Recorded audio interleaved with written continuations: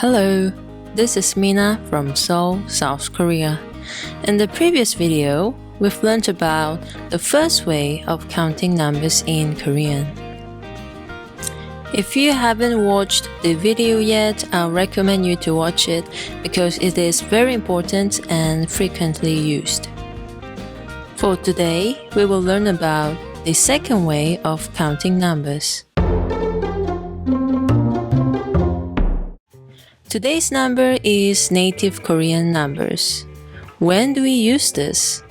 We use it when we count the number of things, ages, and time.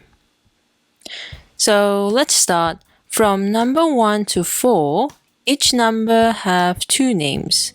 So when do we use this and that? Well, it depends on when you want to use them. I am planning to make another video about it soon, so for today, let's first learn to read them correctly. So, 1 is 하나 or 한. Number 2, 둘 or 두. Number 3, 셋, 세. Number 4, 넷, 네. I'll start counting from number 5.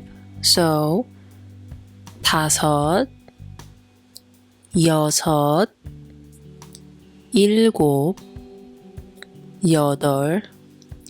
Remember, in this case, we'll pronounce the la base consonant. Anyways, let's go back to number 9. Number 9 is 아홉. Number 10 is 열. And number 11 is 열하나. As you can see, we combined 10 with 1 to make 11. So, again, it's 열하나. Okay, number 12 is 열둘. Number 13, 열셋. And here, from number 14, 열넷, 열다섯, 열여섯, 열일곱, 열여덟.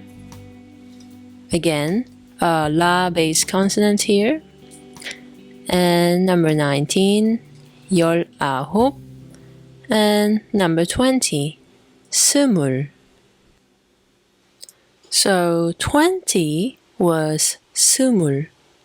What we're gonna do from here is we will add the numbers after 20, just like what we did to make number 11. So 21 is 20 plus 1. So 스물하나. Same way, number 22 is 스물둘. You're gonna do the same until number 99.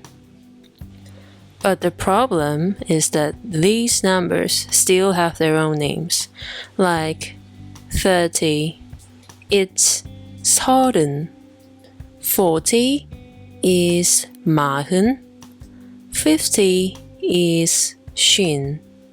You're gonna add numbers after them, just like what we did just now. And of course, these numbers also have their own names. But they are quite inconvenient even for us Korean. So instead of using them, many people just use the cardinal numbers from 60.